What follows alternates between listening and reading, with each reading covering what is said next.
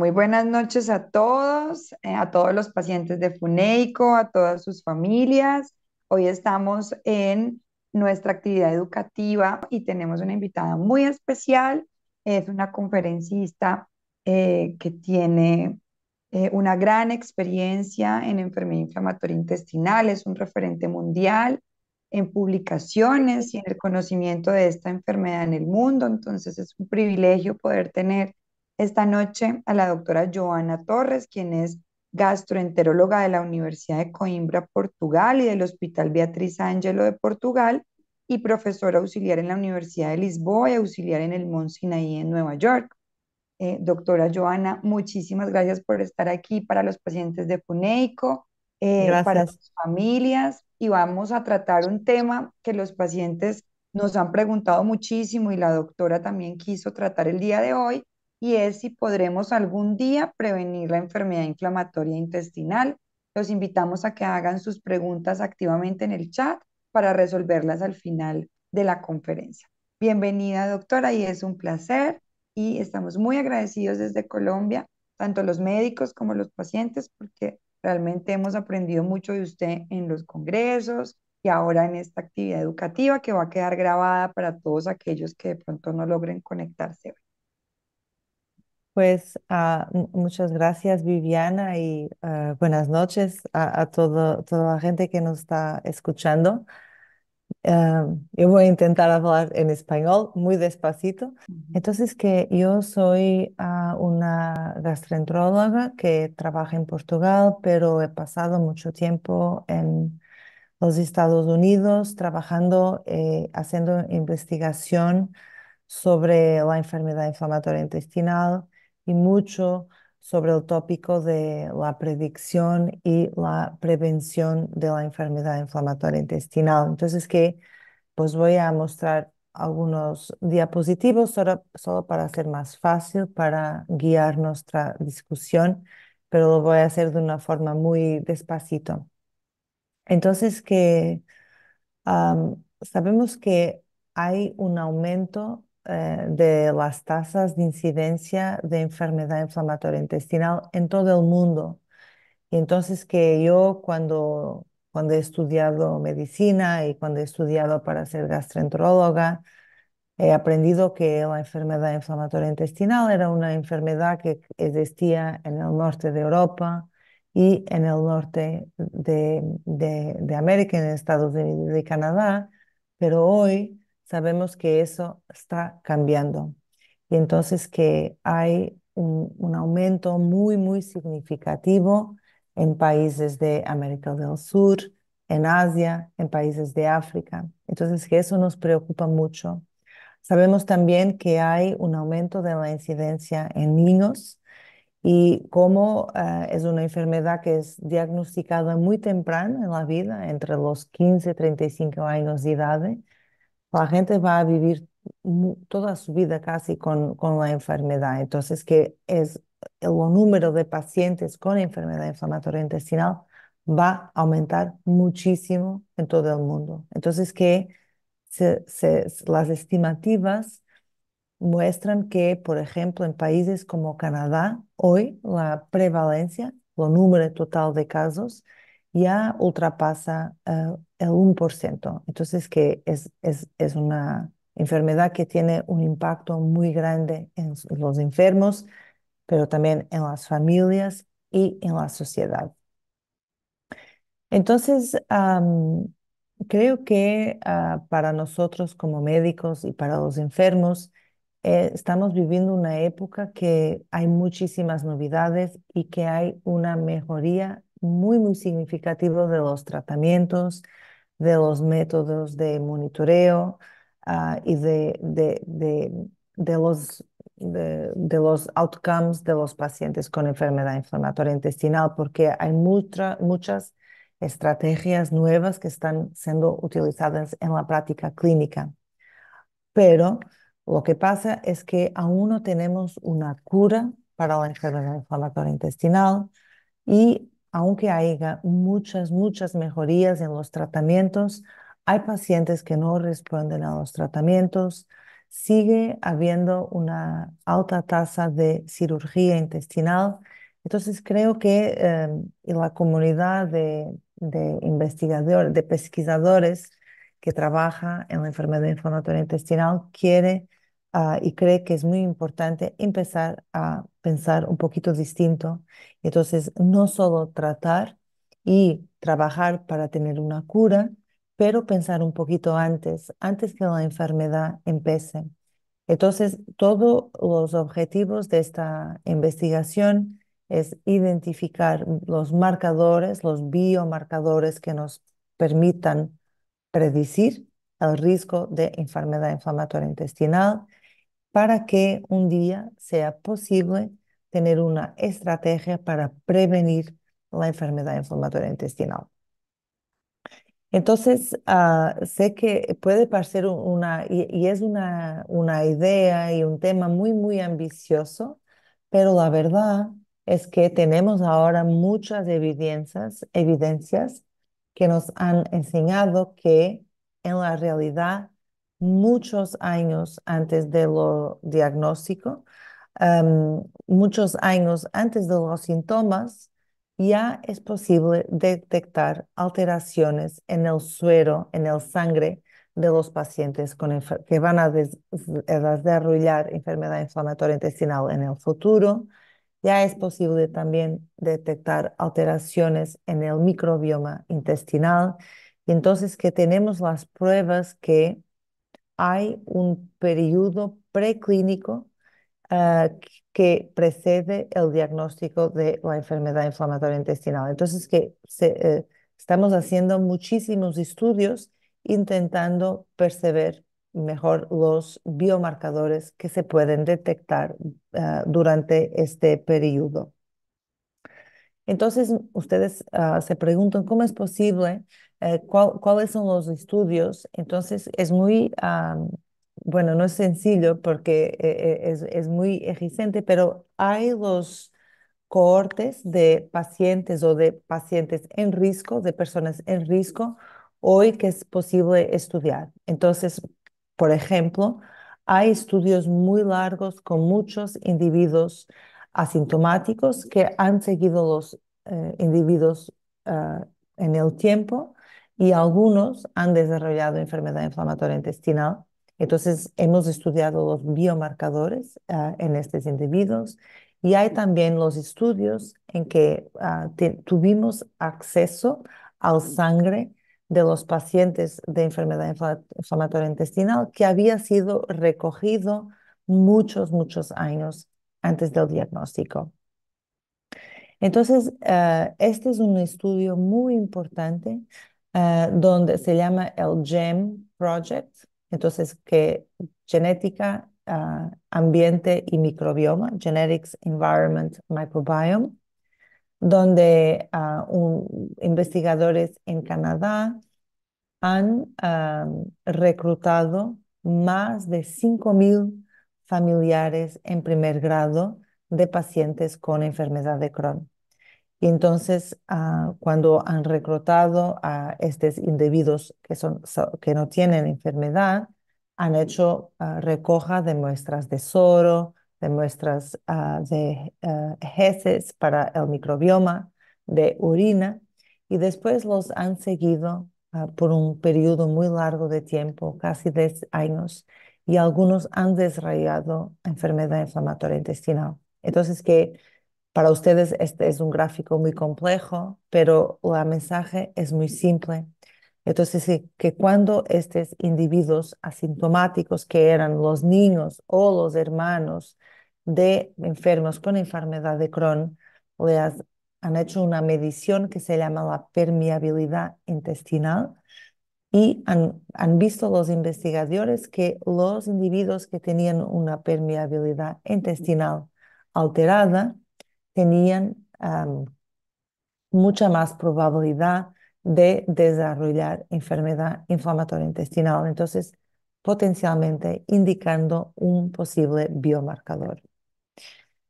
Aquí tenemos la esquemática de un estudio muchísimo importante que se llama PREDICTS, donde yo soy una colaboradora. Entonces, lo que pasa esto es un estudio que trabaja con el suero de los soldados americanos. Entonces, que en Estados Unidos los soldados había un tiempo que recogían las muestras de sangre y las han guardado. Entonces, que hay millones y millones de muestras de sangre. Entonces, lo que hemos hecho, hemos identificado individuos que han desarrollado enfermedad inflamatoria intestinal, enfermedad de Crohn y retocolitis ulcerativa, y fuimos al repositorio de sangre y hemos recogido las muestras que habían sido obtenidas 4 años, 6 años, 2 años antes del diagnóstico. Entonces tenemos muchísimas muestras, millares de muestras de sangre donde podemos mirar a biomarcadores. Entonces, que hemos visto en todas estas muestras las proteínas, anticuerpos contra los microbios y una serie de biomarcadores. Y hemos en realidad entendido que es posible detectar alteraciones. Entonces aquí, por ejemplo, pueden mirar en rosa los biomarcadores de los individuos que han desarrollado enfermedad de Crohn 6 años más tarde en comparación con los controles saludables en verde y pueden ver que hay una diferencia muy grande. Entonces, que todas estas evidencias nos muestran que podemos detectar la enfermedad años antes de los síntomas. Y esto también es un otro dato con las mismas muestras en la retocolitis ulcerativa y pueden ver 10 años antes del diagnóstico para este biomarcador, que es un autoanticuerpo que estaba muchísimo más elevado en el suero de los pacientes que 10 años después han desarrollado la enfermedad inflamatoria, la retocolitis ulcerativa. Entonces, creo que una pregunta que todos los pacientes quieren saber y que nos preguntan a nosotros, ¿qué es que está provocando el aumento de la incidencia de enfermedad inflamatoria intestinal? O qué ha provocado en los pacientes este aumento. Entonces, que tenemos muchas evidencias que nos muestran que son las alteraciones en nuestro medio ambiente, la polución, alteraciones en la dieta, alteraciones en la forma como cocinamos los alimentos, que pueden estar de cierta forma envolvidas y provocar o contribuir para modular el riesgo de enfermedad inflamatoria intestinal. Y en ese tópico del ambiente, creemos que ya mucho temprano en la vida se puede modular el riesgo de enfermedad inflamatoria intestinal. Entonces, ese es un trabajo que yo también he estado envolvida, donde hemos mirado a los niños que han nacido de madres con enfermedad inflamatoria intestinal y ya podemos detectar alteraciones en su microbioma, como podemos ver aquí. Entonces, eso no significa que van a desarrollar la enfermedad, solo significa que tienen un factor de riesgo para desarrollar la enfermedad inflamatoria intestinal. Entonces, es una oportunidad para nosotros diagnosticar temprano y intervenir temprano y prevenir la enfermedad inflamatoria intestinal. Y vos quería hablar de un estudio que tenemos en Portugal y que estamos intentando que doctora Viviana nos ayude también, que son los dentitos de leche. Entonces, que es posible con los dentitos de leche estudiar las exposiciones ambientales que las personas han tenido mientras los primeros años de vida. Entonces aquí en Portugal, porque es tradición o era tradición para los padres y madres, cuando los dentitos de leche se caían, ponerlos en un pequeñito envelope y guardarlos. Hemos recuperado los dentitos de leche de algunos pacientes y con una tecnología muy especial, en colaboración con nuestros colegas de Estados Unidos. Hemos mirado a los metales pesados en los dentitos de leche y hemos visto una diferencia en los metales pesados de los dentitos de leche de los pacientes que han desarrollado enfermedad inflamatoria intestinal más tarde en la vida. Es muy, muy importante decir que todos estos estudios son estudios que nos muestran una asociación. No significa que sea una causa o que sea los metales o lo microbioma que sea la causa de la enfermedad, pero esencialmente todos estos estudios nos están enseñando las piezas del puzzle para percebernos mejor cuáles son las vías inflamatorias que van a contribuir para la enfermedad.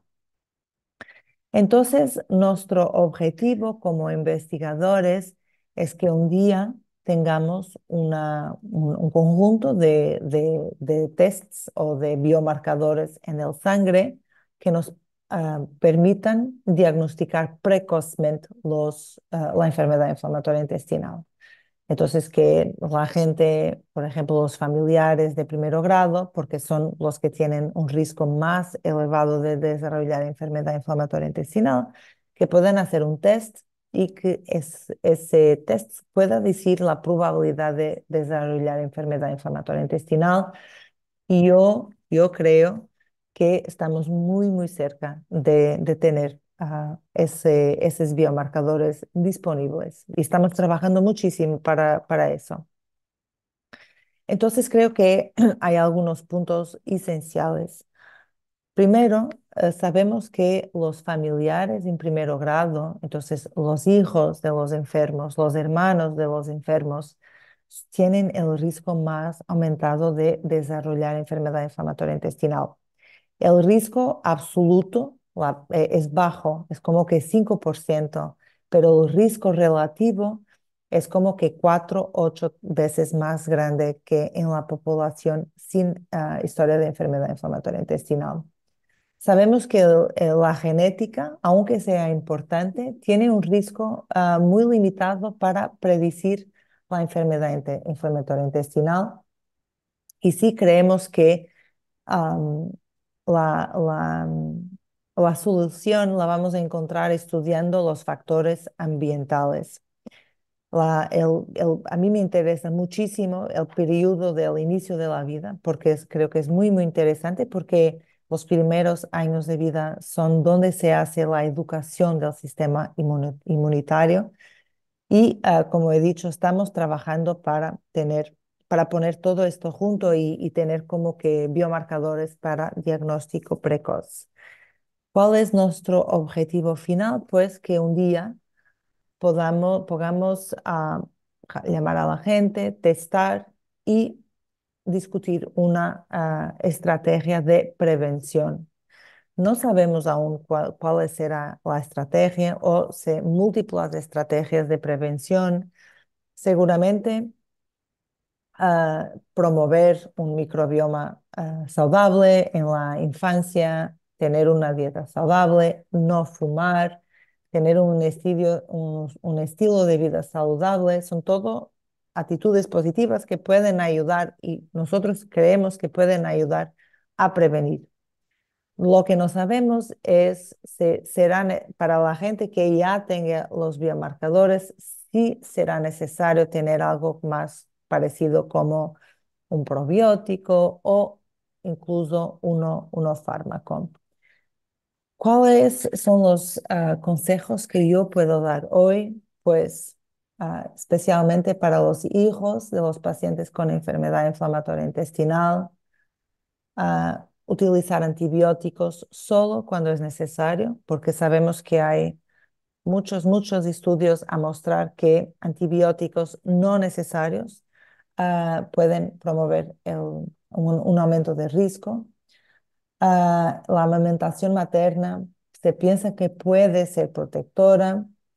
Como he dicho, promover un estilo de vida saludable, especialmente durante la infancia, haciendo muchas actividades en la naturaleza, tener una dieta saludable.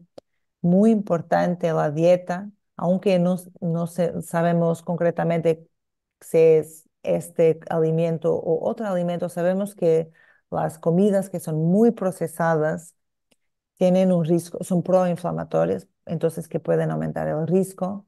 Para los familiares en primer grado de enfermos con enfermedad de Crohn, no fumar.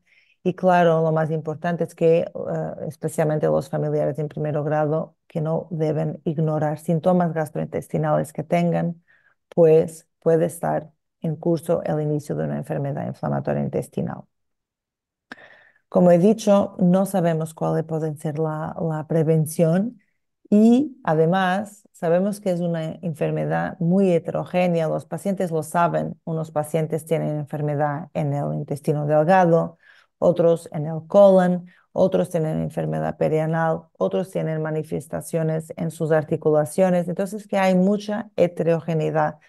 Entonces, creemos que también la prevención podrá ser distinta de acuerdo con la vía inflamatoria predominante en ese paciente. No sabemos una intervención antes de la enfermedad puede completamente disminuir el riesgo de desarrollar enfermedad, pero creemos que podrá tener un impacto positivo, como por ejemplo un diagnóstico precoz o tornar la enfermedad una enfermedad más sencilla de tratar, no tan agresiva. Entonces, para concluir, vos intenté enseñar algunos datos mostrando que se puede predecir la enfermedad años antes que sea diagnosticada, antes que de síntomas, pero hay mucho, mucho camino por la frente. Sigue siendo un tema para investigación, no se está aún utilizando en la práctica clínica, pero estamos, yo creo, caminando a pasos muy largos para tener una solución para la predicción y para la prevención. Entonces, por fin quería aprovechar esta oportunidad para vos enseñar una encuesta que tenemos en curso y ya más de 1.000 personas han participado, algunas de Colombia y de otros países de América Latina.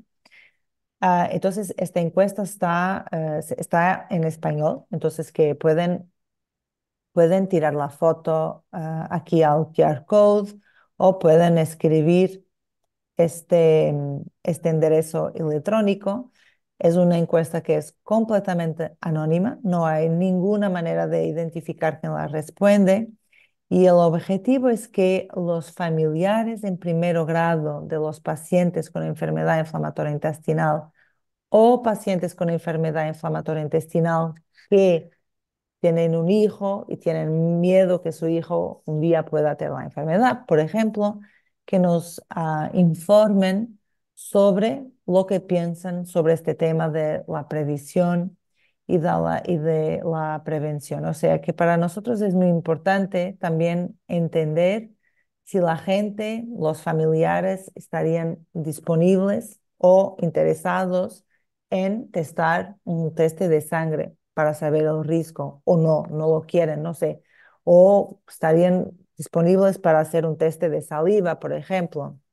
Y se hicieran un test de predicción y si hubiera, o sea que esto es todo aún muy conceptual, pero si hubiera una estrategia de prevención, dieta, probióticos, fármacos, vacunas, no sabemos si estarían dispuestos a eso o qué riesgo estarían dispuestos a aceptar, etcétera. Entonces, que para nosotros, porque estamos trabajando muchísimo en esta línea de investigación, creo que es muy importante percibir lo que la gente entiende sobre esto, también para sabermos el camino correcto a seguir. Entonces, que más de 1.000 individuos, no pacientes, también familiares en primer grado, es muy importante que los familiares lo hagan. Entonces, que más de 1.000 personas que ya han hecho la encuesta, más de 20 países, y para nosotros es muy importante tener una representación no solo de Europa o de Estados Unidos, pero también de otros países, porque la realidad de los sistemas de salud, la percepción de la enfermedad es muy distinta, varía mucho entre países y aún más entre continentes. Entonces, que si ustedes tienen un poquito de tiempo, yo vos pediría para con el QR code para lo hicieran. Y claro que doctora Viviana me está ayudando en Colombia y en América Latina a tenerlo el máximo de pacientes. Doctora Joana, mil y mil gracias por la excelente presentación. Nuestros pacientes de Funeico lo entienden perfectamente porque ya les venimos hablando desde hace casi 4 años en este lenguaje un poco, para que ellos también entiendan los términos en los que nos referimos a su enfermedad. Y asimismo son las preguntas que ellos nos hacen. Aquí tenemos un link que a mí me envían con varias preguntas al respecto y refieren, tengo un paciente médico y me dice, mi doctora me ha dicho que anticuerpos como los que colocaste en la presentación, yo creo que le hace referencia a los ASCAS y ANCAS, Sí, sí, sí. no sirven para predecir la enfermedad. ¿Qué opina de utilizar estos anticuerpos en mis familiares para determinar si tienen riesgo de tener la enfermedad? Entonces, que lo que sabemos es que esos anticuerpos, el ASCA, ANCA, están más elevados en los familiares en primer grado, pero no son suficientes para hacer ni un diagnóstico ni una predicción. O sea, tienen que ser combinados con otros biomarcadores, ¿ok? Entonces, es verdad que son muy importantes, pero la doctora de tu paciente está totalmente correcta. Aún no son suficientes para hacer la predicción. Entonces, que tenemos que tener más biomarcadores, más tests, y ahí sí creo que podremos tener una predicción mejor. Entonces, que yo vos he enseñado las trayectorias de esos anticuerpos en los sueros de los soldados.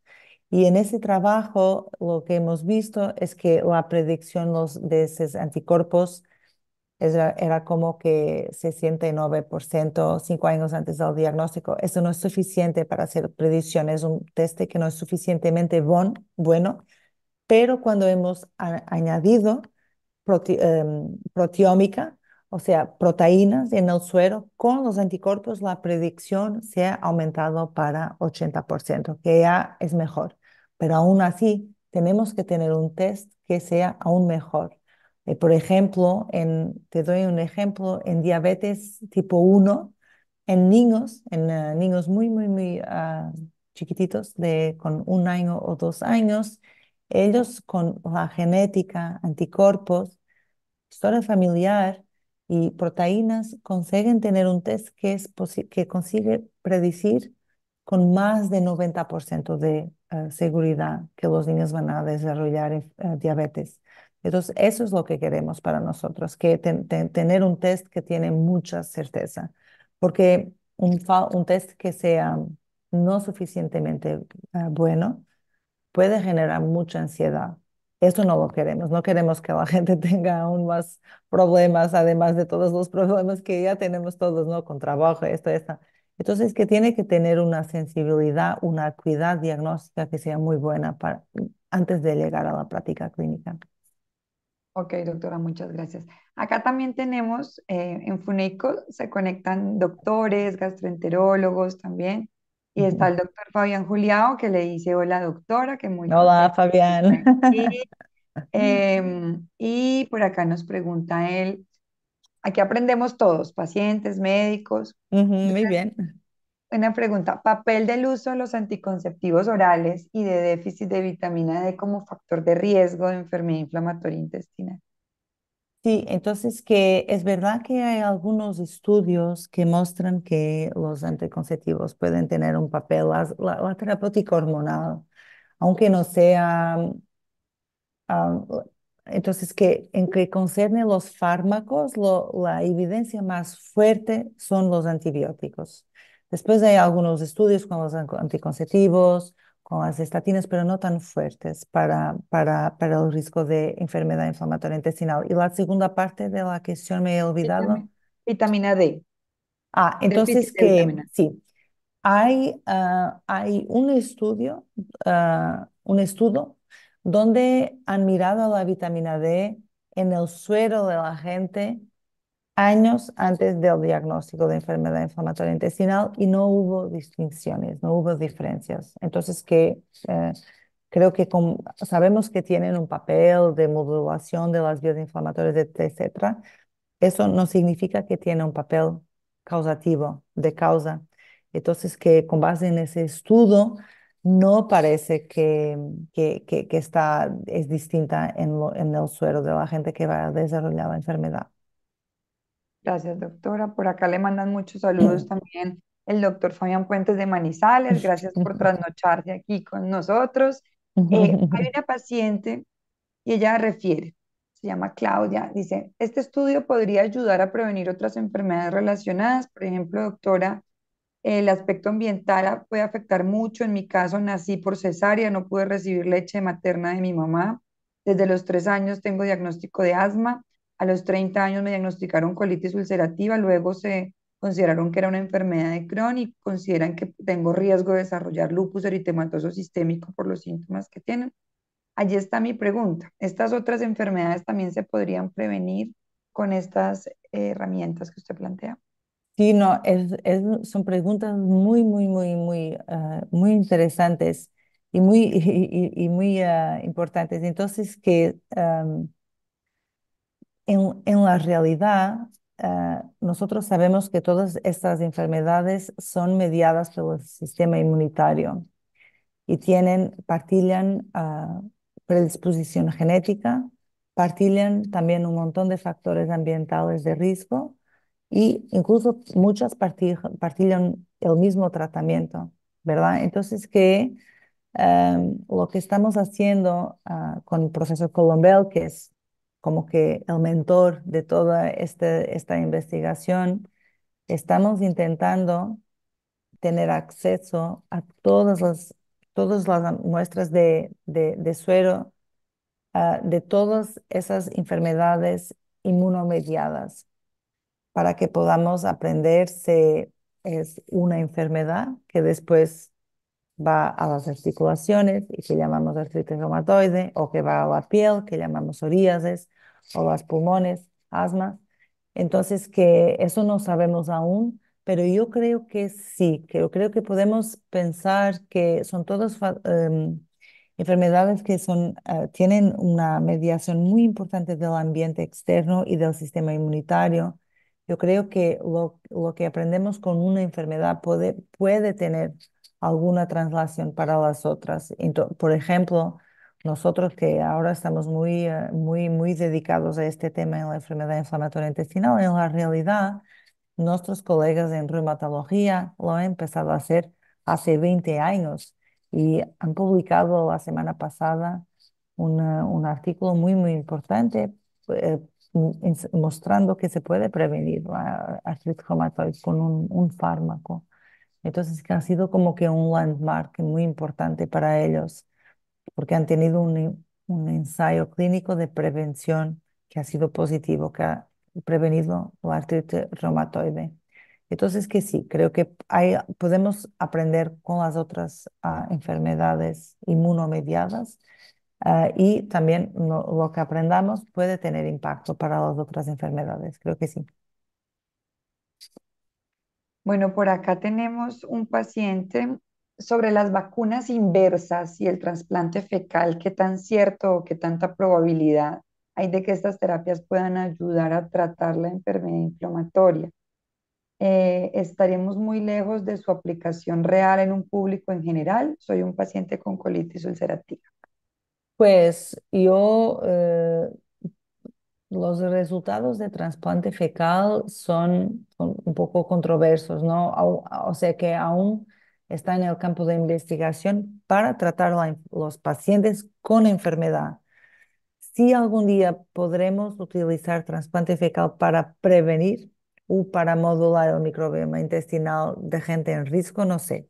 Creo que es una hipótesis, pero por ahora solo es una hipótesis. Ok.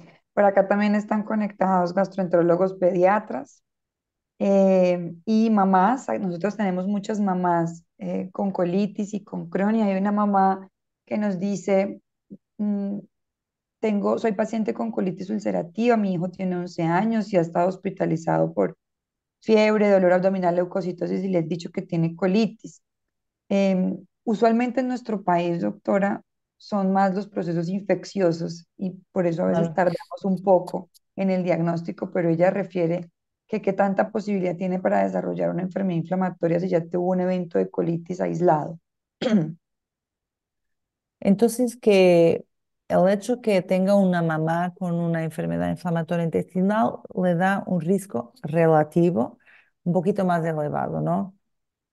Am, el hecho que tenga tenido una colitis infecciosa no contribuye para el aumento del riesgo de que tenga una colitis ulcerativa, pero puede funcionar como que un trigger, un factor que desencadea la enfermedad en alguien en riesgo. Entonces, que mi consejo para esta mamá es que sí tener atención a los síntomas de su hijo. Hoy tenemos, no sé, ustedes creo que tienen acceso a la calprotectina fecal y lo Ujú. pueden utilizar como método de diagnóstico precoz también, que para que los síntomas no sean, ¿cómo se dice? Para que los síntomas puedan ser mejor interpretados. Entonces, que si el niño sigue teniendo un poquito de diarrea o dolor abdominal, tener una calprotectina muy baja o negativa es un factor tranquilizante para esa mamá. Ok. Doctora, tenemos tres últimas preguntas para que ya se pueda ir a dormir. Un gastropediatra, doctor José Vera, gracias por estar aquí. Nos hace dos preguntas que las reúno en una. Por regresión logística, factores de riesgo, la presencia de HLA más marcador biológico nos podría ayudar a prevenir con probióticos y dieta saludable la enfermedad inflamatoria. ¿Y qué opina sobre el uso de trasplante de médula ósea en enfermedad inflamatoria intestinal? Esa es una pregunta difícil, ¿no? Entonces, que el trasplante sea reservado para enfermos que han con enfermedades muy refractarias y haya habido un ensayo clínico. Entonces, y hay mucha investigación aún con el trasplante de médula ósea te estoy hablando de enfermos con enfermedad inflamatoria intestinal adultos, ¿no? Lo que pasa en la pediatría es que para los niños, muy niños, que son diagnosticados con enfermedad inflamatoria intestinal en edades muy tempranas, se llama lo Very Early Onset IBD, suelen haber mutaciones genéticas, las enfermedades monogenéticas, que si identificadas con algunos de esos defectos genéticos, se puede utilizar trasplante de médula ósea, es como que curativo. Pero esa es una situación muy específica y no es lo que estamos hablando aquí hoy. Entonces, que para esas enfermedades que son monogenéticas, el trasplante puede hacer toda la diferencia para la grande mayoría de los pacientes. La enfermedad inflamatoria intestinal no es monogenética, pero sí poligenética y es la interacción entre todos esos genes y los factores ambientales que puede desencadear los eventos inmunológicos que conducen a la enfermedad inflamatoria intestinal. Bueno, tenemos las dos últimas preguntas. Carolina Samper, ella es nuestra gestora de la fundación. Ella es una paciente que refiere que viene de una familia muy sana, donde no ha habido enfermedades autoinmunes, pero tiene enfermedad de Crohn y ha tenido casi todas las manifestaciones extraintestinales de la enfermedad. Ella pregunta si se puede saber qué otras enfermedades puede llegar a desarrollar con estos test que están tratando de predecir la enfermedad. Sí, bueno, pues ahora la respuesta es negativa, ¿no? No tenemos los biomarcadores en la práctica clínica que nos pueda hacer ese diagnóstico precoz. No sé, en el futuro, pero mismo para la enfermedad de Crohn y retocolitis ulcerativa, que eso lo estamos trabajando para desarrollar esos biomarcadores. Bueno, por acá una mamá refiere Los niños diagnosticados con Crohn, con síntomas, perdón, dice, niños con síntomas de Crohn a muy temprana edad, pero con exámenes como los de inflamación, los de la materia fecal, que son totalmente normales, pero ven úlceras en su intestino, ¿usted consideraría que es una enfermedad de Crohn temprana? Prefiero una mamá que tiene un niño con este cuadro. Sí, no, yo creo que es muy difícil tener una opinión, entonces, con base en eso. Y además que no soy pediatra y hay muchas otras causas en la pediatría para inflamaciones intestinales como lo que la alergia o leche de vaca y otras causas. Entonces, mi consejo para esa mamá es que se lo discuta con el pediatra de su hijo. Bueno, doctora, con mucha felicidad le digo que tenemos 125 personas conectadas. Hay 57 por Zoom, tenemos más de 50 en Instagram y más de 15 en Facebook. Esto para nosotros es maravilloso porque podemos llegar a más de 120 familias en el país con su charla. Mi última pregunta es, ¿usted por qué cree que en Colombia estamos aumentando la prevalencia de enfermedad inflamatoria intestinal? ¿Qué está pasando aquí? Porque ustedes eran nuestros referentes, países europeos, anglosajones eran los que tenían enfermedad inflamatoria. Y esto se ha vuelto una realidad en nuestro país, que cada vez estamos diagnosticando más colitis ulcerativa y enfermedad de Crohn. Sí, entonces que no sabemos exactamente, pero lo que sabemos y todos los estudios lo muestran eso, es que mientras hay un aumento de enfermedad inflamatoria intestinal y de otras enfermedades autoinmunes, es como que en paralelo con la industrialización de la sociedad. Entonces, la polución, alteraciones en la dieta, tener acceso alimentos más procesados en vez de la comida, la comida local, entonces que hay mucho más lo que se llama la dieta occidentalizada, que es proinflamatoria. Am, entonces, como que todos esos cambios en el ambiente externo se piensa que pueden modular el riesgo, pero aún no sabemos identificar precisamente cuál es el factor ambiental predominante.